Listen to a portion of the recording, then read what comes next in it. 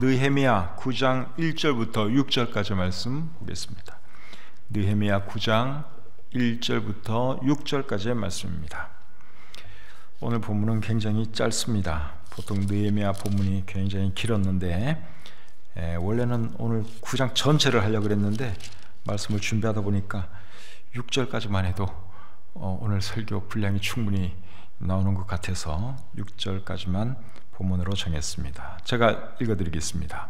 그달 29날에 이스라엘 자손이 다 모여 금식하며 굵은 베옷을 입고 티끌을 무릅쓰며 모든 이방 사람들과 절규하고 서서 자기의 죄와 조상들의 허물을 자복하고 이날에 낮 4분의 1은 그 제자리에 서서 그들의 하나님 여호와의 율법책을 낭독하고 낮 4분의 1은 죄를 자복하며 그들의 하나님 여호와께 경배하는데 레위 사람 예수아와 바니와 간미엘과 스바냐와 분니와 세레바와 바니와 그나니는 단에 올라서서 큰 소리로 그들의 하나님 여호와께 부르짖고 또 레위 사람 예수아와 간미엘과 바니와 하삼느야와 세레바와 호디아와 스바냐와 브다히아는 이르기를 너희 무리는 마땅히 일어나 영원부터 영원까지 계신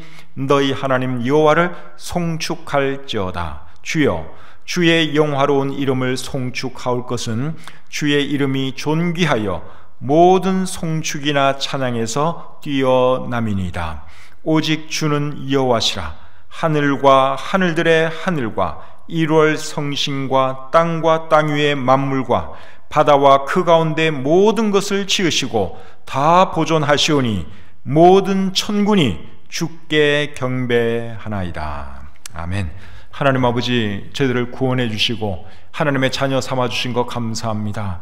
참 짧고 허무한 인생 가운데 하나님 바라보며 사는 것이 얼마나 감사한 일인지요. 하나님이 우리의 주님이 되지 않았다면 우리의 삶이 정말 허무할 뻔했습니다. 아무런 의미가 없을 뻔했습니다. 그러나 하나님 안에서 소망을 갖게 하시고 또 어떻게 사는 것이 바른 삶인지 가르쳐 주시니 참 감사합니다. 부족한 저희들이지만 또 예배자로 불러주시고 이렇게 시시때때로 참 교회에 모여서 우리 하나님을 예배할 수 있으니 얼마나 감사한지요. 수요 저녁에 이 자리를 찾은 우리 귀한 하나님의 사람들 한 분 한 분 기억해 주시고 축복해 주시옵소서.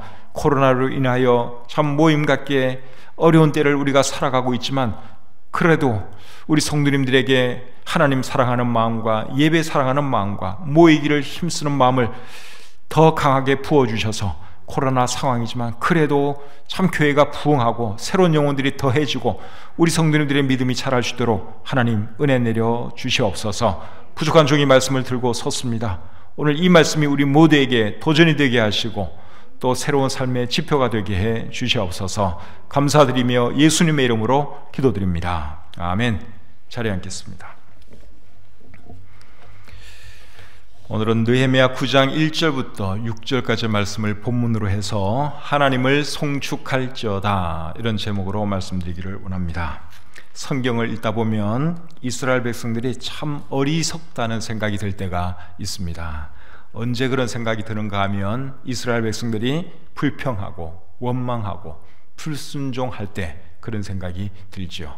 또 어떤 때는 이스라엘 백성들이 참 위대하다 하는 생각이 들 때도 있습니다. 언제 그런 생각이 드는가 하면 이스라엘 백성이 회개할 때, 하나님 말씀대로 살려고 노력할 때, 이제 그런 모습을 보면 그래도 이스라엘 백성들이 참 훌륭한 사람들이다 하는 이런 생각이 듭니다. 오늘 읽은 이 본문 말씀은 후자의 경우에 해당되는 말씀입니다. 오늘 읽은 이 본문을 보면 참 이스라엘 사람들이 참 훌륭한 사람들이다, 대단한 사람들이다 하는 그런 생각이 듭니다. 오늘 읽은 이 본문은 느헤미야 8장에서 계속 이어지는 내용입니다. 느헤미야 8장에는 어떤 말씀이 기록되어 있었는가 하면 에스라가 유다 사람들에게 하나님의 말씀을 읽어주고 설명해주는 내용이 기록되어 있죠. 에스라가 유다 사람들에게 하나님 말씀을 읽어주고 설명해 주니까 유다 사람들이 어떤 반응을 보였습니까? 그들이 울었다고 했습니다. 느헤미야 8장 8절과 9절을 보겠습니다. 하나님의 율법책을 낭독하고 그 뜻을 해석하여 백성에게 그 낭독하는 것을 다 깨닫게 하니 백성이 율법의 말씀을 듣고 다 우는지라. 하나님의 말씀을 듣고 유다 사람들이 울었다고 말씀하고 있습니다. 자신들이 지은 죄가 생각나기 때문이라고 생각합니다. 하나님 말씀 앞에 자신들을 비춰보니 너무너무 추악하고 부끄럽고, 그래서 통회하는 마음으로 그들이 울었던 것이죠. 그런데 이런 일이 언제 일어난 일인가 하면 유대 종교력으로 7째 달 초하루에 일어난 일입니다. 느헤미야 8장 2절을 잠시 보겠습니다. 느헤미야 8장 2절. 7째 달 초하루에, 그러니까 7째 달 초하루, 그러니까 7월 1일에 일어난 일이다 하는 것을 우리가 알 수 있습니다. 여기 7월 1일은 유대 종교력으로 7월 1일을 말하는 것입니다. 유대 종교력으로 7월 1일은 유대 민간력으로는 1월 1일에 해당됩니다. 그리고 유대 민간력으로 1월 1일을 나팔절이라고 하죠. 나팔절에 대해서는 레위기 23장 24절에 기록이 되어 있는데 시간 관계상 읽는 것은 생략하도록 하겠습니다. 지난 시간에 제가 다 말씀드린 내용입니다. 그런데 유대 민간력과 우리가 쓰는 달력은 다릅니다. 유대 민간력은 우리가 쓰는 그 달력을 말하는 것이 아닙니다. 유대 달력은 유대 종교력이 있고 유대 민간력이 있어요. 둘 다 우리가 지금 쓰고 있는 달력하고는 다릅니다. 유대 민간력 1월은 우리 달력으로는 9월이나 10월에 해당됩니다. 그러니까 여러분들이 제가 유대 종교력 또 유대 민간력 이런 표현을 쓸 때 우리 달력 개념은 다 버리시고 우리 달력하고는 아무런 관계가 없어요. 그래서 여러분들이 잘 이해를 하셔야 됩니다. 그래서 느헤미야 8장에 기록된 이런 일은 유대 종교력으로 7월 1일에 일어난 일이다 하는 것이죠. 유대 종교력 7월 1일은 유대 민간력으로 몇 월 며칠이라고요? 1월 1일, 우리로 말하면 설날입니다. 근데 우리 설날하고는 날짜가 달라요. 거기에 대해서는 여러분들이 잘 이해를 하시기를 바랍니다.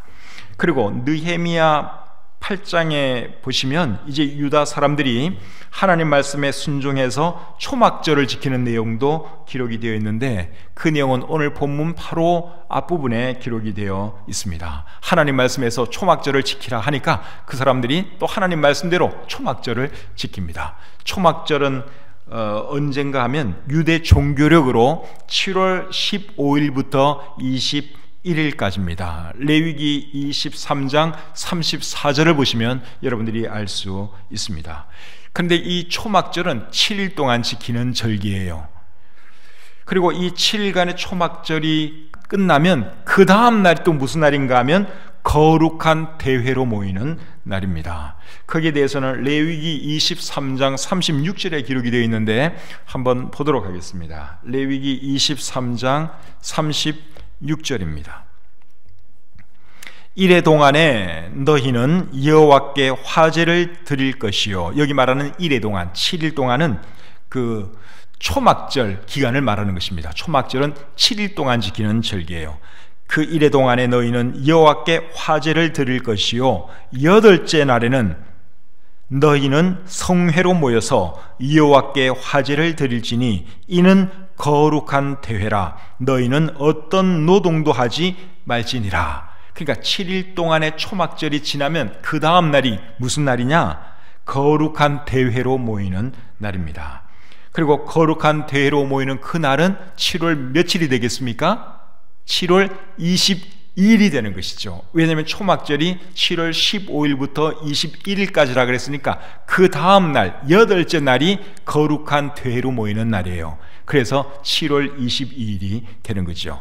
그래서 이날 유다 사람들은 또 뭘 하느냐?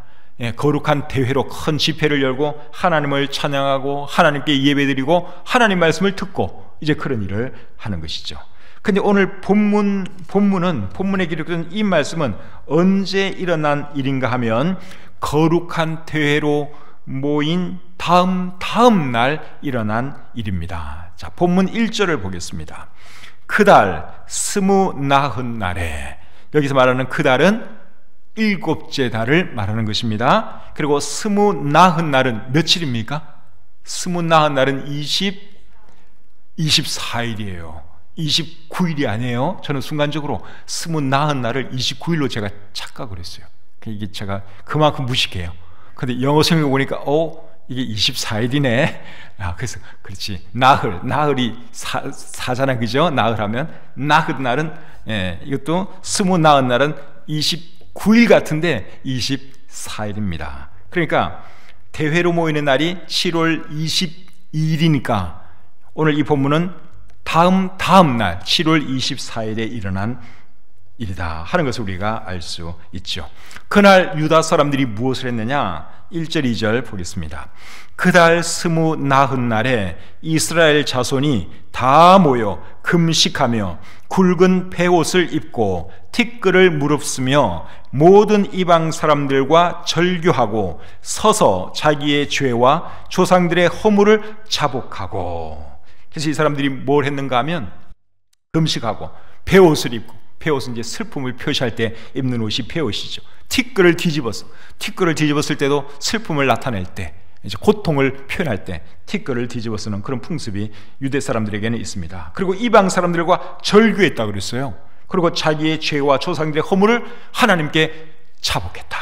그렇게 말씀하고 있습니다. 그 다음에 3절, 이날에 낮 4분의 1은 그 제자리에 서서 그들의 하나님 여호와의 율법책을 낭독하고 낮 4분의 1은 죄를 자복하며 그들의 하나님 여호와께 경배하는데, 자, 여기 보니까 낮 시간의 4분의 1은 하나님 말씀을 들었다고 말씀하고 있고, 그리고 낮 시간의 4분의 1은 죄를 자복하며 하나님을 경배했다고 말씀하고 있습니다.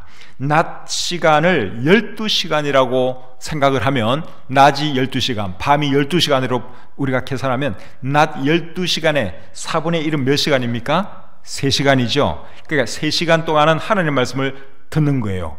그리고 또 다른 3시간은 뭘 합니까? 죄를 자복하고 하나님을 경배하고 하나님을 예배하는 일을 한 것이죠. 그러니까 이런 거 보면 여러분, 유다 사람들이 얼마나 대단합니까? 총 6시간을 쉽게 말하면 예배를 드리는 거예요. 우리는 보통 예배 드리는 시간이 얼마나 되죠?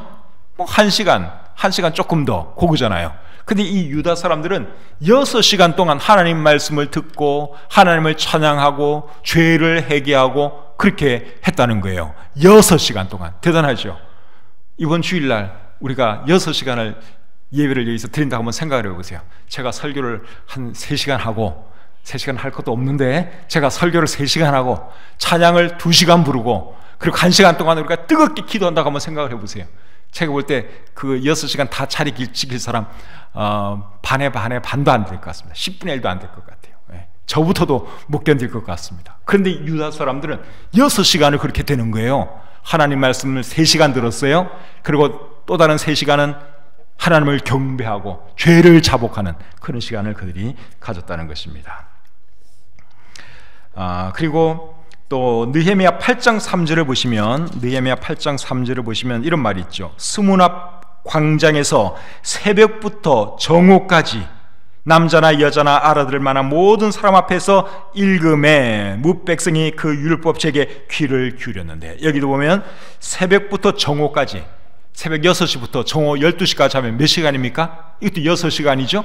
그러니까 6시간 동안 하나님 말씀을 듣는 거예요. 이 사람들은 한 번 했다면 1시간, 2시간 하는 게 아니에요. 한 번 했다면 기본이 6시간이에요. 예배 시간이 평균 6시간이었다 하는 것이죠. 그러니까 이런 거 보면 이 유다 사람들이 정말 하나님 말씀을 사랑하고 하나님께 예배드리는 것을 얼마나 잘하는 사람들인지 우리가 조금 이해할 수 있습니다. 그래서 이 사람들이 하나님의 말씀을 듣고 오늘 이 본문에 보면 뭘 했는가 하면 크게 3가지를 했습니다. 첫째는 죄를 고백했다고 말씀하고 있지요. 2절 중간을 보겠습니다. 본문 2절 중간을 보시면 서서 자기의 죄와 조상들의 허물을 자복하고, 이 사람들이 첫 번째로 한 것은 죄를 고백하는 일을 했어요. 그 다음에 3절 중간 부분을 보겠습니다. 3절 중간 부분에 보시면 낮 4분의 1은 죄를 자복하며, 그러니까 이게 다 하나님 말씀을 듣고 난 뒤에 이들이 한 행동입니다. 그래서 하나님 말씀을 듣고 이들이 뭘 했느냐? 죄를 자복하는 일을 했다는 것입니다. 그래서 우리도 하나님 말씀을 듣고 우리 안에 있는 죄를 보게 되었으면 뭘 해야 될까요? 하나님께 죄를 자복하고 용서를 구해야 하는 것이죠. 죄가 있는데도 고백하지 않고 하나님께 용서를 구하지 않으면 어떻게 되느냐?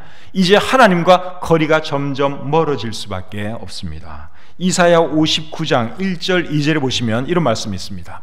여호와의 손이 짧아 구원하지 못하심도 아니요 귀가 둔하여 듣지 못하심도 아니라 오직 너희 죄악이 너희와 너희 하나님 사이를 갈라놓았고 너희 죄가 그의 얼굴을 가리어서 너희에게서 듣지 않으시게 함이니라. 우리가 죄를 가지고 하나님께 나아가면 하나님께서 우리의 기도를 듣지를 않으세요. 하나님과 점점 거리가 멀어지는 것입니다. 하나님과 대화가 점점 단절되는 것이죠.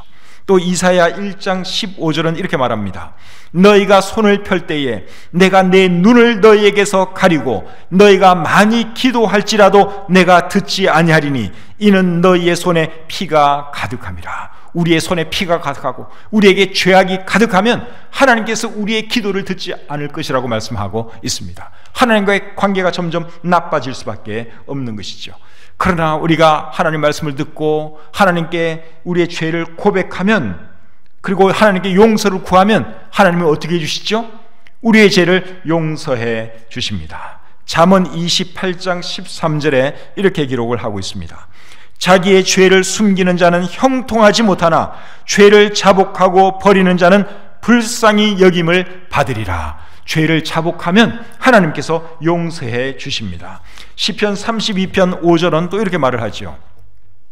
내가 이르기를 내 허물을 여호와께 자복하리라 하고 주께 내 죄를 아뢰고 내 죄악을 숨기지 아니하였더니 곧 주께서 내 죄악을 사하셨나이다. 하나님께 죄를 고백했더니 하나님께서 내 죄를 사해 주셨습니다. 다윗이 그런 고백을 하고 있습니다. 그래서 여러분, 우리도 죄를 지었으면 하나님께 바로바로 고백하고 용서를 구할 줄 아는 그런 사람들이 되어야 할 줄 믿습니다. 이 세상에 죄 안 짓는 사람은 솔직히 한 사람도 없어요. 다 죄 지어요. 그런데 어디서 차이가 나느냐? 죄를 짓고도 회개하지 않는 사람과 죄를 지면 바로 회개하는 사람, 여기서 차이가 나는 거예요. 다윗과 사울 왕이 차이가 뭐냐? 똑같이 다 죄졌어요. 그런데 다윗은 하나님께 회개할 줄 아는 사람이었고 사울 왕은 회개할 줄을 몰랐지요. 그것이 그들의 차이였습니다. 그리고 오늘 이 본문에 보시면 유다 사람들은 자신들의 죄만 자백한 것이 아니라 조상들의 죄까지도 자백했다고 했습니다. 2절 중간을 여러분 다시 보시면 서서 자기의 죄와 조상들의 허물을 자복하고 자신들의 죄도 자복하고 그리고 조상들의 죄까지 자복했다, 그렇게 말씀하고 있습니다. 욥기서를 읽어보시면 욥은 자기 자녀들이 혹시나 죄를 범했을까 봐 어떤 일을 하고 나면 항상 자기 자녀들을 위해서 하나님께 번제드린 것이 우리 성경에 기록이 되어 있습니다. 욥기 1장 5절에 보시면 이렇게 기록되어 있습니다. 그들이 차례대로 잔치를 끝내면 욥이 그들을 불러다가 성결하게 하되 아침에 일어나서 그들의 명수대로 번제를 드렸으니 이는 욥이 말하기를 혹시 내 아들들이 죄를 범하여 마음으로 하나님을 욕되게 하였을까 함이라. 욥도 자기 죄뿐만 아니라 혹시라도 내 자녀들이 하나님께 죄를 범하지는 않았을까, 늘 거기에 대해서 생각을 하고 또 그런 그 죄 사함 받기 위해서 하나님께 번제를 드렸다, 우리 성경이 그렇게 말씀하고 있습니다. 사도행전 7장 60절에 보시면 스데반 집사님은 돌에 맞아 죽어가면서 뭐라고 외쳤지요? 주여 저들의 죄를 용서하옵소서, 이 죄를 그들에게 돌리지 마옵소서. 스데반이 그렇게 하나님께 기도했습니다. 그래서 우리도 우리 죄도 하나님께 자복할 줄 알아야 되고, 그리고 우리와 관계된 사람들, 또 이 나라의 죄, 이 백성들의 죄까지도 우리가 하나님, 우리 백성을 불쌍히 여겨달라고 그렇게 기도하고 자복할 줄 아는 우리가 되어야 할 줄 믿습니다. 그 다음에 두 번째로 유다 사람들이 뭘 했는가 하면 이방 사람들과 절교했다고 했습니다. 2절을 보겠습니다. 2절. 모든 이방 사람들과 뭘 했어요? 절교했다고 말씀하고 있죠. 절교. 여기서 말하는 절교했다 하는 이 말은 뭐 관계를 완전히 끊었다, 안면 몰수했다, 그 말이 아니라 그들과 자신을 구별했다, 그들과는 다른 삶을 살기로 했다, 그러한 뜻입니다. 우리도 이 세상에서 믿지 않는 사람들과 함께 어울려 살아가잖아요. 그래도 우리는 믿지 않는 사람들과 구별된 삶을 살아야 합니다. 고린도후서 6장 14절부터 16절 말씀 읽어드리겠습니다. 고린도후서 6장 14절부터 16절입니다. 너희는 믿지 않는 자와 멍에를 함께 매지 말라. 의와 불법이 어찌 함께하며 빛과 어둠이 어찌 사귀며 그리스도와 벨리알이 어찌 조화되며 믿는 자와 믿지 않는 자가 어찌 상관하며 하나님의 성전과 우상이 어찌 일치가 되리요. 우리는 살아계신 하나님의 성전이라. 이와 같이 하나님께서 이르시되 내가 그들 가운데 거하며 두루 행하여 나는 그들의 하나님이 되고 그들은 나의 백성이 되리라. 이거 보니까 믿지 않는 사람들과 멍에를 함께 매지 말라, 그렇게 말씀을 하고 있죠. 이 말의 핵심은 구별된 삶을 살라는 것입니다. 그들과 전혀 완전히 관계를 끊고 지내라, 그렇게 살 수는 없어요. 그렇게 살려면 이 지구를 떠나야 됩니다. 믿지 않는 사람들과는 확실하게 다른 삶을 살라, 구별된 삶을 살라, 그러한 의미죠. 예수님께서 말씀하시기를 너희는 세상의 빛이라 그랬어요. 이 말씀의 의미도 결국 무엇입니까? 세상 사람들과는 구별된 삶을 살라, 그들에게는 본이 되는 삶을 살라, 그러한 말씀이죠. 그래서 우리 성도님들은 하나님의 사람으로서 이 세상 사람들과는 구별된 삶을 살아야 합니다. 그래야 하나님께 영광도 되고 전도도 됩니다. 구별된 삶을 살지 않으면 전도가 안 돼요. 지나 나나 똑같은데 너나 잘하세요, 이제 이런 식으로 나오는 거죠. 근데 뭔가 달라요. 확실히 참 본이 돼요. 그러면 전도를 해도 그 전도가 먹히게 되는 것이죠. 또 이 유다 사람들이 하나님의 말씀을 듣고 뭘 했는가 하면 하나님을 경배했다고 했습니다. 자, 3절 끝부분을 보겠습니다. 3절 끝부분을 보시면 그들의 하나님 여호와께 경배하는데, 하나님께 경배했다, 그렇게 말씀을 하고 있죠. 하나님께 경배했다는 말은 하나님을 예배했다는 말입니다. 영어 성경에 보시면 worship, 예배라는 말을 썼습니다. 그래서 하나님을 경배했다, 하나님을 예배했다 같은 뜻입니다. 그래서 우리도 이 세상에서 어떤 삶을 살아야 하는가 하면 하나님을 예배하는 삶, 그런 삶을 살아야 하는 것입니다. 왜 우리가 하나님을 예배하는 삶을 살아야 합니까?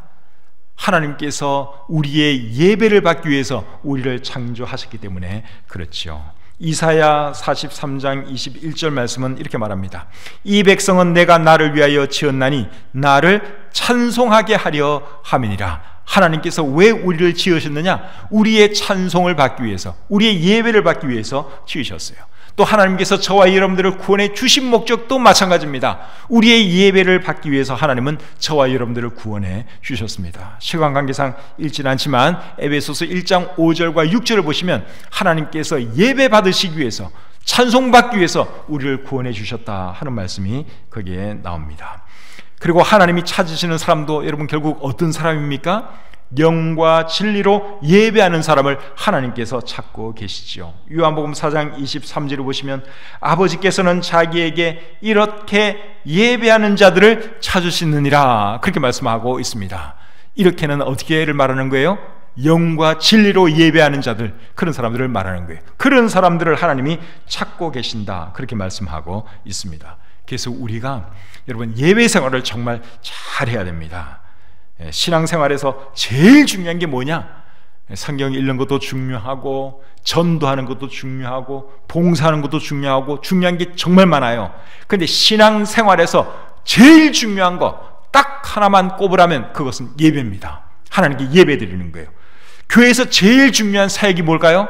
교회는 여러 가지 사역이 있습니다. 가르치는 사역도 있고 전도하는 사역도 있고 봉사하는 사역도 있고 많은 사역이 있어요. 성경 공부하는 것도 있고. 그런데 교회 여러 사역 중에서 제일 중요한 사역이 뭘까요? 예배입니다. 예배. 교회의 본질이 예배에 있습니다. 그래서 우리가 이 예배 생활 정말 잘해야 합니다. 공예배도 잘 드려야 되고, 이렇게 정규 예배 시간에도 잘 나오셔야 되고, 그리고 개인적으로 하나님을 예배하는 그 생활도 잘 해야 하는 것이죠. 개인적으로 하나님께 기도하고, 개인적으로 성경 묵상하고, 큐티하고, 또 하루의 일과를 기도로 시작하고, 하루의 일과를 기도로 마감하고 하는 이런 영적인 생활 우리가 잘 해야 하는 것입니다. 그리고 삶으로 드리는 예배도 잘 드려야 하지요. 로마서 12장 1절 2절 말씀 보겠습니다. 로마서 12장 1절 2절 말씀. 그러므로 형제들아, 내가 하나님의 모든 자비하심으로 너희를 권하노니 너희 몸을 하나님이 기뻐하시는 거룩한 산 제물로 드리라. 이는 너희가 드릴 영적 예배니라. 너희는 이 세대를 본받지 말고 오직 마음을 새롭게 함으로 변화를 받아 하나님의 선하시고 기뻐하시고 온전하신 뜻이 무엇인지 분별하도록 하라. 여기 보니까 우리의 몸을 거룩한 산 제물로 드리라고 말씀을 하면서 그것이 우리가 드려야 할 영적 예배라고 말씀하고 있습니다. 그러니까 우리가 어떤 형식을 갖추어서 하나님을 찬양하고 하나님께 기도하고 말씀 듣는 것, 이것도 예배지만 우리의 삶을 통해서 하나님께 영광 돌리는 것, 그것도 우리의 생활로 드리는 예배라고 하는 것을 기억하시고 정말 하나님께 영광 돌리는 그러한 삶을 살아갈 수 있기를 바랍니다. 자, 이제 본문 4절로 가겠습니다. 4절. 레위 사람 예수아와 바니와 감미엘과 스바냐와 분니와 세레바와 바니와 그나니는 단에 올라서서 큰 소리로 그들의 하나님 여호와께 부르짖고. 자, 여기 보니까 이제 레위 사람들이 단에서 하나님께 기도를 드리는데 기도를 어떻게 드렸다고 했습니까? 큰 소리로 그들의 하나님께 부르짖었다고 말씀하고 있습니다. 여기 여러 명의 레위 사람들의 이름이 나와요. 그래서 그들이 하나님께 어떻게 기도했느냐? 큰 소리로 부르짖어 기도했다, 그렇게 말씀하고 있습니다. 한 명씩 차례로 그렇게 했는지 아니면 여러 사람이 동시에 그렇게 했는지 정확하게 알 수는 없지만 제 생각에는 아마 동시에 한 것이 아닐까, 그렇게 생각이 듭니다. 여러분, 동시에 여러 사람이 동시에 큰 소리로 부르짖어 기도하는 그런 기도를 무슨 기도라고 그러죠? 통성기도라고 그러죠. 통성기도. 우리 교회는 통성기도를 안 하는데 통성기도가 그렇다고 해서 틀린 기도는 아니에요. 성경에 나오잖아요. 이렇게 부르짖어 기도하고, 여기 보면 여러 사람이 큰 소리로 동시에 기도한 것 같아요.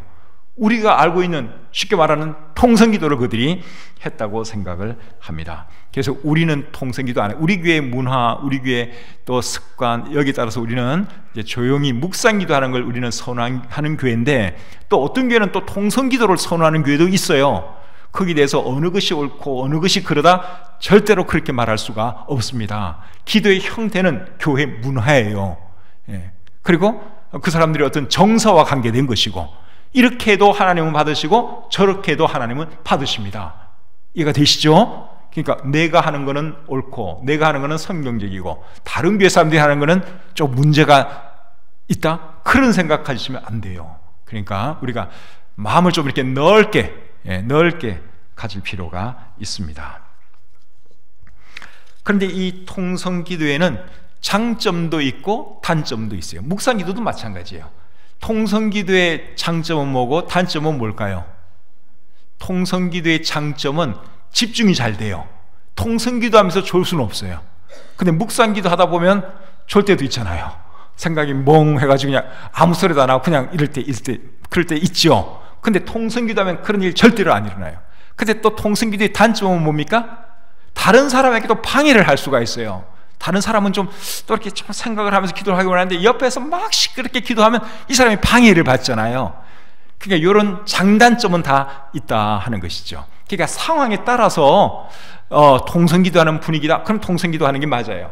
그리고 다들 묵상기도 쪽으로 가고 있다, 그러면 또 묵상기도 할 줄 알아야 하는 것이죠. 장점과 단점은 다 있습니다.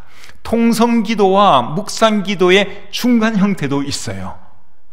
그것을 우리는 어디서 발견할 수 있는가 하면 사무엘상 1장 12절 13절에서 발견할 수 있습니다. 자, 한번 보겠습니다. 사무엘상 1장 12절 13절입니다. 그가 여호와 앞에 오래 기도하는 동안에 엘리가 그의 입을 주목한즉 한나가 속으로 말하매 입술만 움직이고 음성은 들리지 아니하므로 엘리는 그가 취한 줄로 생각한지라. 한나가 어떻게 기도했는가 하면 입술만 움직이면서 소리는 내지 않는 그런 기도를 했습니다. 그 모습을 보고 엘리 제사장이 혹시 저 여자가 술을 취했나? 중얼중얼 그러니까 술 먹고 술조정을 하나? 그렇게 오해를 했다고 우리 성경이 말씀하고 있습니다. 요런 기도 형태는 중간 형태예요. 통성기도도 아니고 완전 묵상기도도 아니고 자기 혼자만 들을 수 있는 중얼중얼 하면서 옆 사람에게 방해도 안 되고, 제가 볼 때는 이 기도 이거 정말 좋은 것 같아요. 이렇게 기도하면 절대로 졸 일 없어요.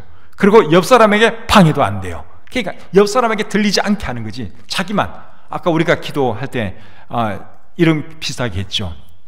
조금만 이렇게 입만 이렇게 움직이면서 이렇게 우리가 좀 기도한 분들이 계셨는데, 이런 기도 형태 참 좋은 기도 형태라고 생각이 듭니다.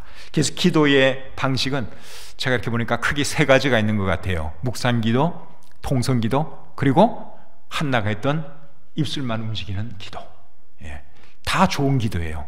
상황에 따라서 또 여러분들이 또 편한 대로 그렇게 기도하시면 되겠습니다. 5절 말씀 보겠습니다. 5절. 또 레위 사람 예수아와 감미엘과 바니와 하삼느야와 세레바와 호디아와 스바냐와 브다히야는 이르기를, 너희 무리는 마땅히 일어나 영원부터 영원까지 계신 너희 하나님 여호와를 송축할지어다. 자, 이번에는 레위 사람들이 유다 사람들에게 하나님을 송축할 것을 권면하고 있습니다.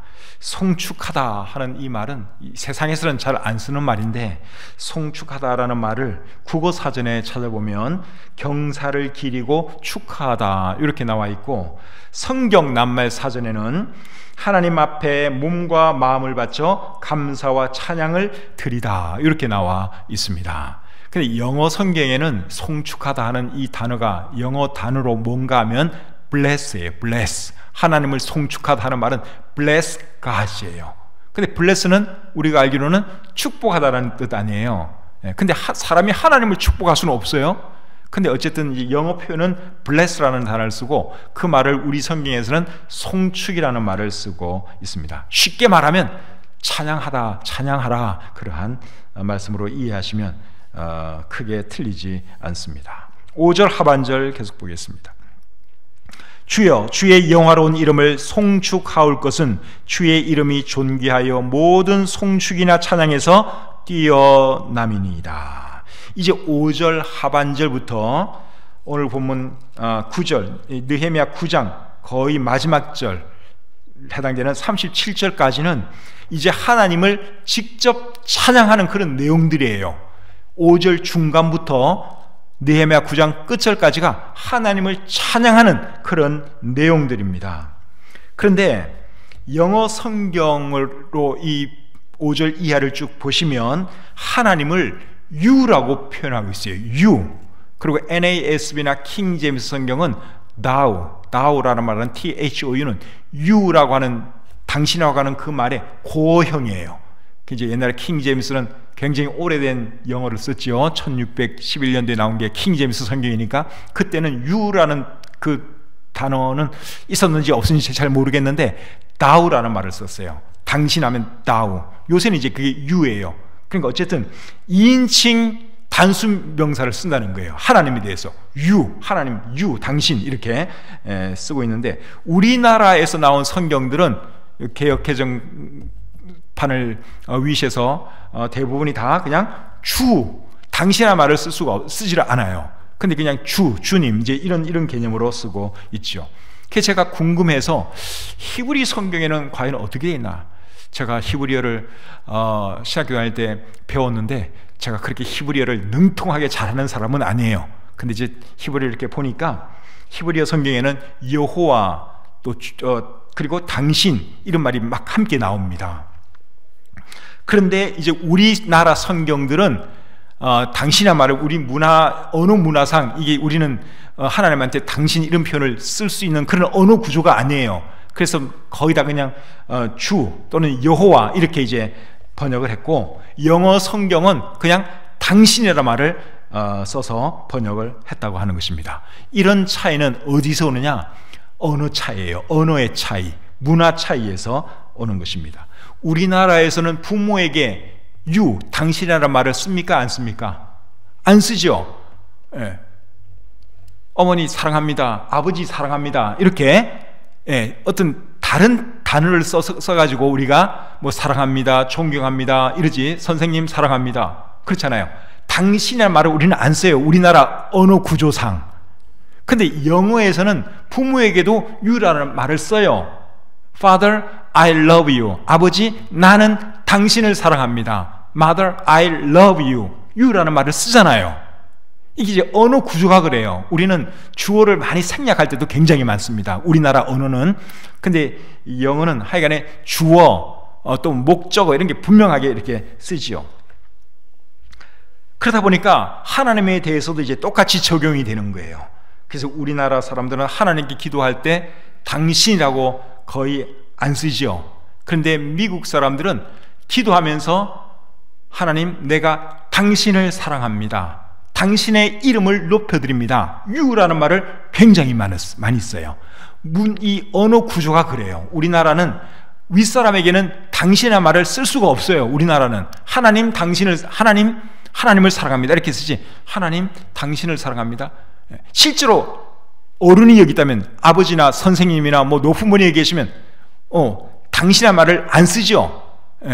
뭐 예수 여기 대통령이 있다 그러면 대통령님 당신을 사랑합니다 그러진 않잖아요. 대통령님 당신을 사랑합니다 이렇게 되는 거고, 뭐 부모나 다른 어른들에 대해서도 다 그렇게 당신의 말을 안 쓰고 우리는 보통 그냥 그분의 공식 어떤 호칭을 쓰다든가 쓰면서 그런 식으로 표현하는데, 어쨌든 영어는 구조가 you라는 말 쓰는 것이 너무너무나 자연스럽기 때문에 하나님에 대해서도 you라는 단어를 많이 쓰고 있다 하는 것을 우리가 알아야 됩니다. 근데 우리나라 사람들 중에도 기도할 때, 뭐 또 찬송할 때 하나님에 대해서 you, 당신이라는 말을 쓰는 사람도 있어요. 당신의 하나님, 당신의 자녀들이 이곳에 모였습니다. 이런 식으로 우리가 당신을 사랑합니다. 우리가 기도할 때 또 간혹 그렇게 쓰는 분들도 계시기는 계셔요. 그리고 그걸 가지고 이렇게 쓰는 것이 옳으냐 그러냐 우리가 뭐 논쟁도 할 수 있는데, 제 생각에는 틀린 건 아니에요. 하나님에 대해서 당신이라고 말을 해도 그건 절대로 틀린 말은 아닙니다. 문법적으로 틀린 건 아니잖아요. 그렇죠? 그런데 실생활에서는 윗사람에게 당신이라는 말을 우리가 거의 안 쓰잖아요. 우리 언어에서는 완전히 틀린 건 아니지만 우리 언어의 특성상 그냥 당신보다는 하나님, 주님 이렇게 쓰는 게 더 낫지 않을까 그렇게 생각이 듭니다. 그렇다고 해서 틀린 건 아니에요. 기도할 때 하나님, 당신의 자녀들이 이곳에 모여 있습니다. 괜찮아요. 써도 괜찮아요. 틀린 것은 아니다 하는 것입니다. 근데 5절 하반절에 보면 하나님을 찬양해야 하는 이유가 뭔가 하면, 하나님의 이름이 존귀하여 모든 송축이나 찬양에서 뛰어나기 때문이라고 말씀하고 있습니다. 5절 하반절 말씀 제가 다시 한번 읽어보겠습니다. 주여, 주의 영화로운 이름을, 영어 성경에는 주여 당신의 영화로운 이름을 이렇게 돼 있어요. 주여, 주의 영화로운 이름을 송축하올 것은 주의 이름이 존귀하여 모든 송축이나 찬양에서 뛰어남이니이다. 표준 세번역 성경은 이 부분이 이렇게 되어 있습니다. 주의 영화로운 이름은 찬양을 받아 마땅합니다. 어떠한 찬양이나 송축으로도 주의 이름을 다 기릴 수가 없습니다. 이렇게 번역이 되어 있어요. 여러분, 이 세상에 위대한 이름들이 많이 있지만 주님의 이름보다 더 귀한 이름, 더 아름다운 이름이 있습니까? 없죠? 그래서 우리가 하나님의 이름을 찬양하는 것이죠.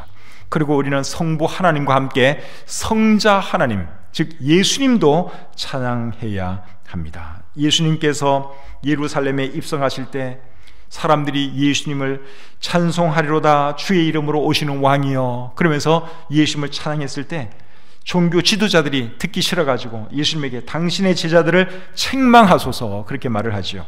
그때 예수님이 뭐라 그랬습니까?